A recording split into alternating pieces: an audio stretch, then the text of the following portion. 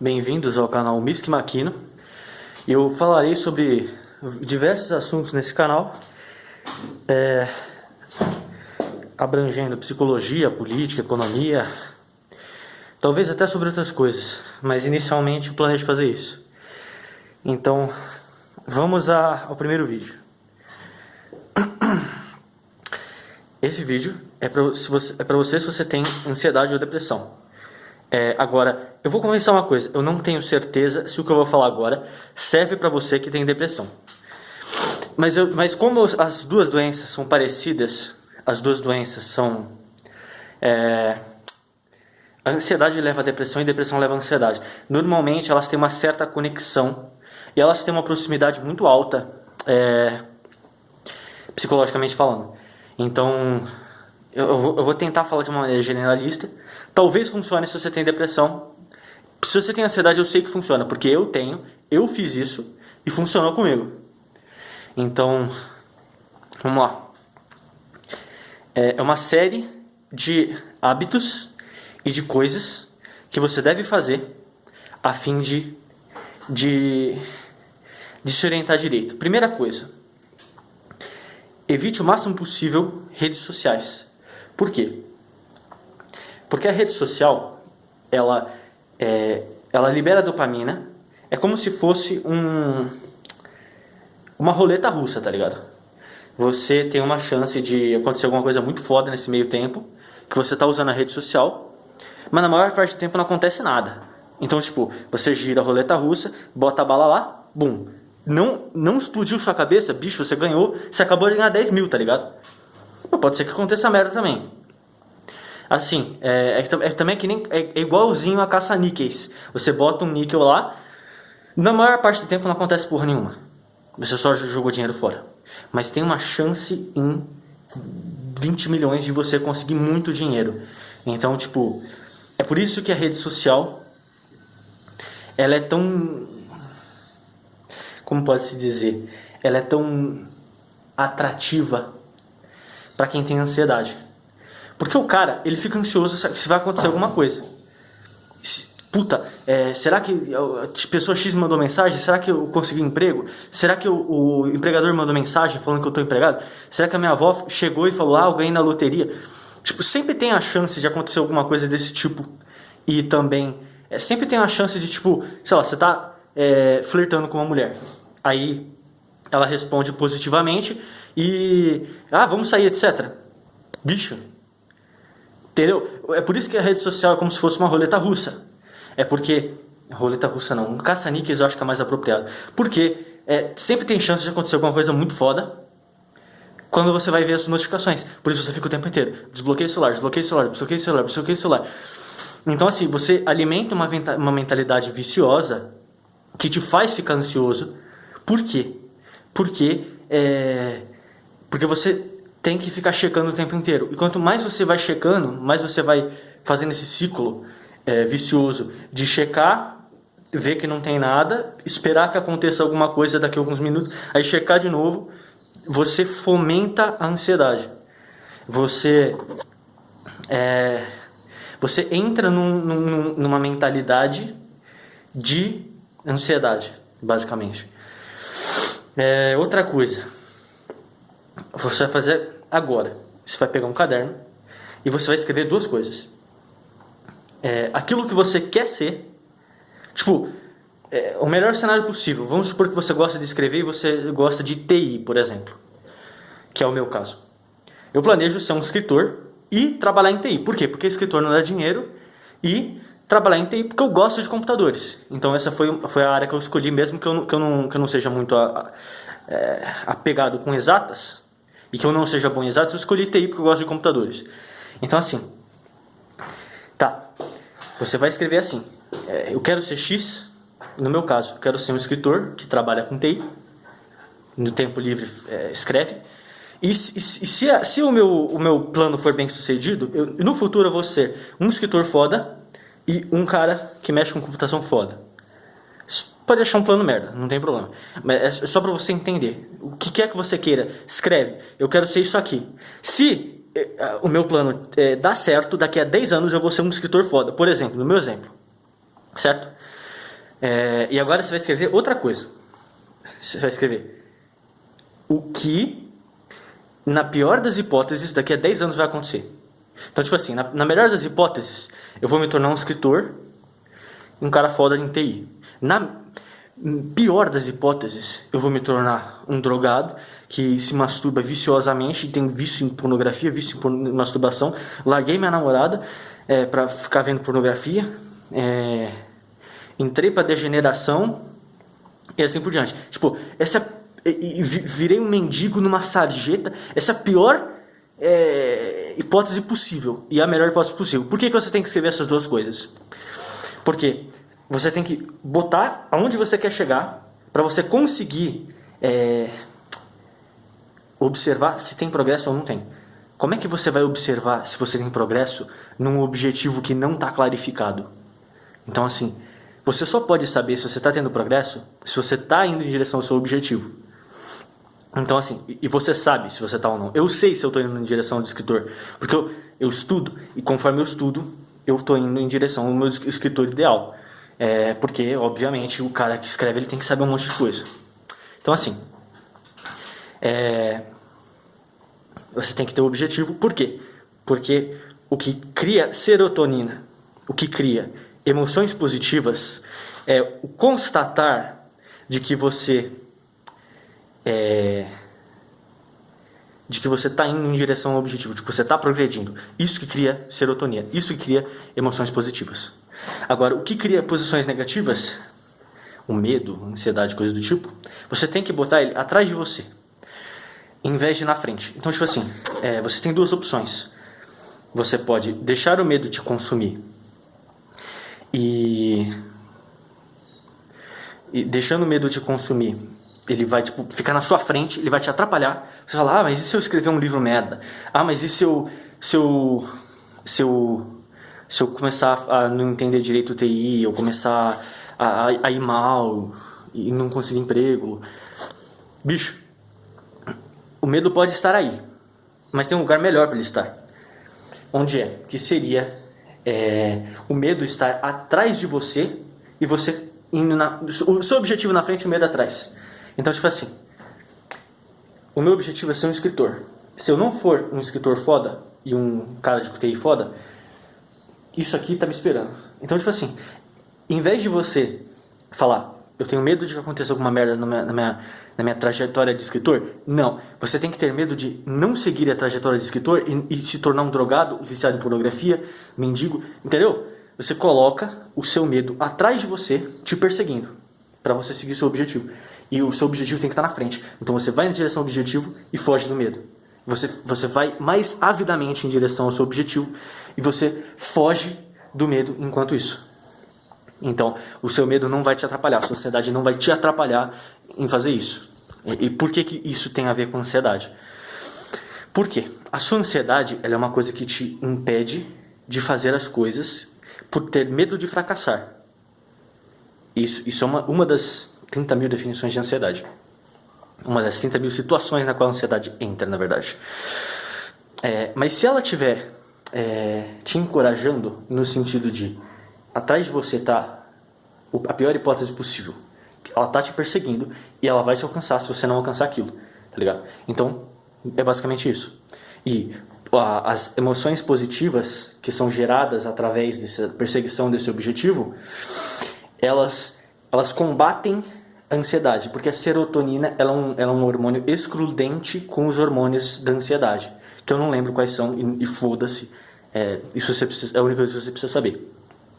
Outras coisas, mais umas coisas que eu recomendo. Quando você vai pensar num problema, você normalmente faz o seguinte: tem aqui um problema, por exemplo, tem um cara num quarto fazendo assim no bebê, cosquinha no bebê. Você chega no cara e fala, cara, você está fazendo um cosque errado. Na verdade tem várias formas, mas tem as duas formas principais de interpretar esse problema, é interpretar na menor forma possível e na maior forma possível. Tá. A menor forma possível é o seguinte: você não sabe fazer cosquinha no bebê. Não te ensinaram, ou alguma coisa do tipo. Essa é a forma menos abstrata de tratar o problema. A forma mais abstrata e a pior forma de tratar o problema é a seguinte: você não sabe fazer cócegas no bebê porque você é um mau pai, você é um mau pai porque você é um mau familiar, você é um mau familiar porque você é uma pessoa ruim. Você percebe que você está subindo as escalas de abstração? Você está, em vez de pegar um probleminha aqui, você faz um problema assim, se tornar um problema assim. Então, mais uma atitude mental para o ansioso. Antes de você começar a tentar resolver alguma coisa, de você começar a falar, mas eu sou uma pessoa ruim, ou então tudo que acontece comigo é merda, calma. Acalme-se e pense. Qual é o menor nível de abstração possível que eu posso pensar sobre esse problema com a finalidade de só resolver esse problema? Você percebe que para resolver o problema dele não fazer cócegas no bebê direito, do cara no quarto, você não precisa chegar na conclusão de que ele é uma pessoa ruim e tentar falar que ele não tem conserto. Você pode tentar ensinar a ele como fazer cócegas no bebê e você resolveu o problema, basicamente. Mesmo que tenha 1000 outros problemas, você resolveu esse problema. E você não vai ficar preso tentando resolver esse problema. Porque para você resolver um cara não sabendo fazer cócegas num bebê, é fácil. Para você resolver o cara ser uma pessoa ruim, não é. Então assim, obviamente, é muito mais simples você resolver problemas pequenos. Então assim, pensa no seguinte, você tem um jogo, certo? Eu sei que existem jogos do estilo que eu vou falar, mas pensa no seguinte. Você tem um jogo e a estrutura dele é a seguinte: tem um monte de inimigos pequenos na fase e no final tem um inimigo grande, um boss, um chefão. Esse inimigo grande, ele vai ser muito mais difícil que os outros. Por que você consegue chegar e falar, vou matar esse boss? Porque você resolveu vários caras mais ou menos parecidos com o boss, que tinham mecânicas mais ou menos parecidas. Várias pessoinhas você matou ao longo do caminho para poder matar o boss. Então cada vez mais difícil. Vai subindo o nível de dificuldade conforme você vai matando pessoas no jogo. Então assim, os problemas começam assim, ele pequenininho, começa a ficar maior, até o boss. O boss é o problemão, certo? Pensa no seguinte, se em vez de você ir no cara super difícil, depois de resolver um monte de problema fácil, você só ir em cara difícil. Tipo assim, é boss atrás de boss sem parar. O jogo é literalmente só boss atrás de boss. E todos eles com uma dificuldade insana. Pensa, isso seria tão divertido quanto vários personagens que vão te treinando na mecânica do jogo até você conseguir fazer o boss. E vai ficar relativamente difícil, mas não tão difícil quanto seria se não tivesse nenhum treino. Percebe? Então, tipo assim, você resolver problemas pequenos é um treino para você resolver problemas grandes. Então, conforme você resolve problemas pequenininhos, talvez alguma hora, se aparecer algum problema grande, você vai conseguir resolver ele. Mas você não consegue resolver problema grande atrás de problema grande. Porque é muito difícil, gasta muita energia mental. Então, tipo assim, se todos os jogos fossem só boss atrás de boss, muito menos pessoas jogariam jogos no geral. Porque não são todas as pessoas que têm a força de vontade, a capacidade cognitiva, a paldurecência, né, pode-se dizer, que você tem para jogar algum jogo que seja só coisa difícil o tempo inteiro e só coisa praticamente impossível. Então assim, o boss ele é feito para ser praticamente impossível. Agora imagina se cada problema que você tem na sua vida, você transforma esse problema num boss. Você transforma um problema num problema praticamente impossível de resolver. Percebe como é complicado? É por isso que você tem que resolver a coisa no menor nível de abstração possível. Porque conforme você resolve no menor nível de abstração possível, ela não se espalha para outros lugares e você não tem dificuldade com outros lugares, só naquele lugar. Então, se você em vez de tentar fazer um problema se tornar uma coisa gigantesca, tipo, você não consegue fazer cócega no bebê porque você é uma pessoa ruim. Você pode fazer assim. Você não consegue fazer um churrasquinho no bebê, não importa o motivo, você deve não ter sido ensinado ou alguma coisa assim. Eu te ensino, sem problema. Então assim, basicamente, para uma pessoa normal, esse conselho é meio idiota. Mas para uma pessoa que é ansiosa, você deve ter entendido. Ah, esse era o problema. Sim, esse era o problema. E tem mais uma coisa. Conforme você anda no dia a dia, você percebe que a ansiedade se manifesta aleatoriamente, relativamente aleatoriamente. Tem certas coisas que geram ansiedade, tipo, no meu caso, eu vi um carro, eu entrava em pânico porque eu achava que o carro ia me atropelar. Então, tipo assim, onde tem essas pistas de ansiedade, você vai. Eu não tô falando, tipo, porra, mas você quer que eu passe por uma coisa horrível? Não, calma.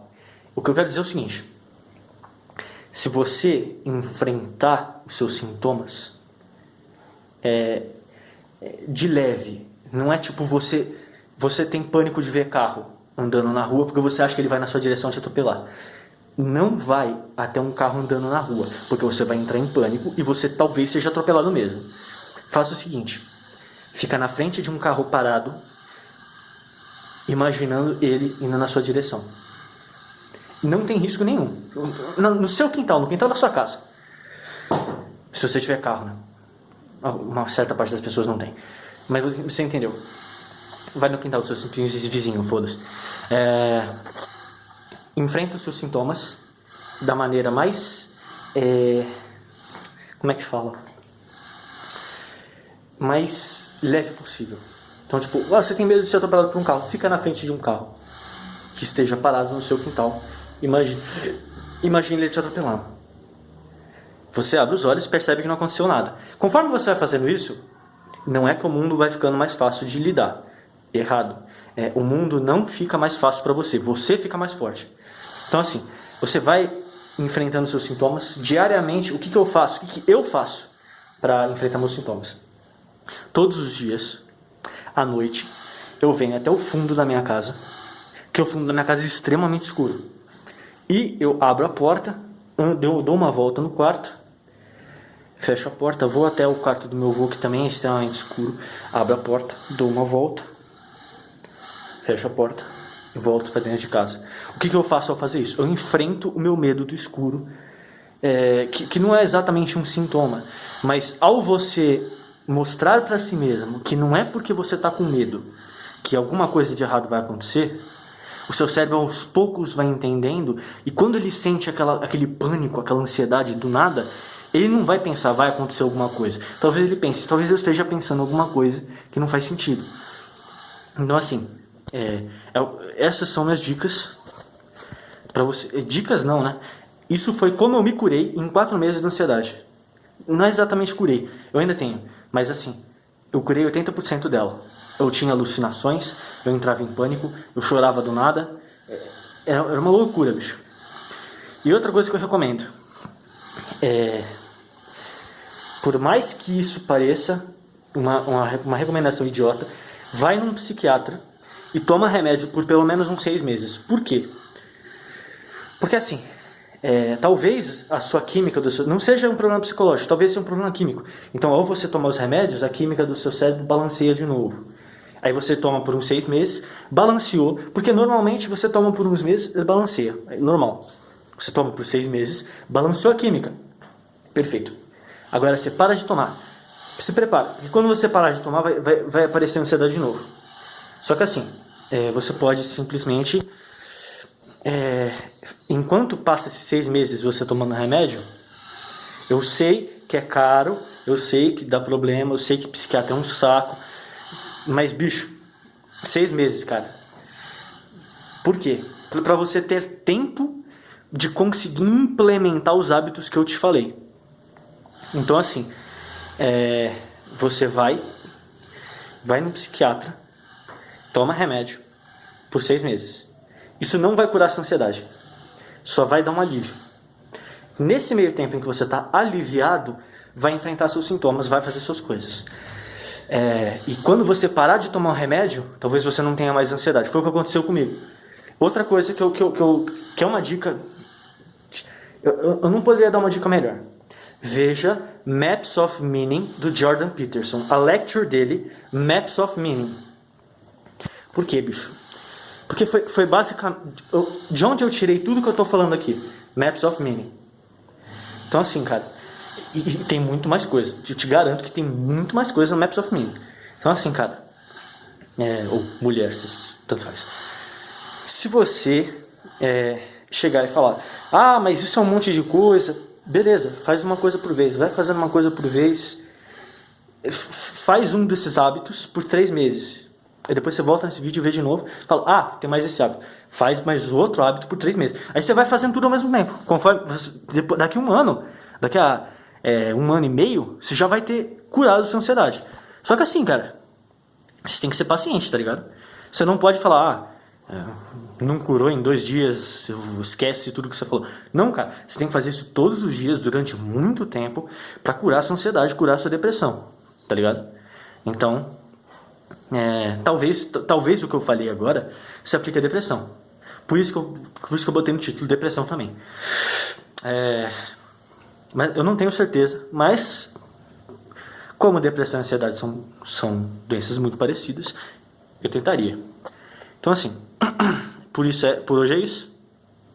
Até mais.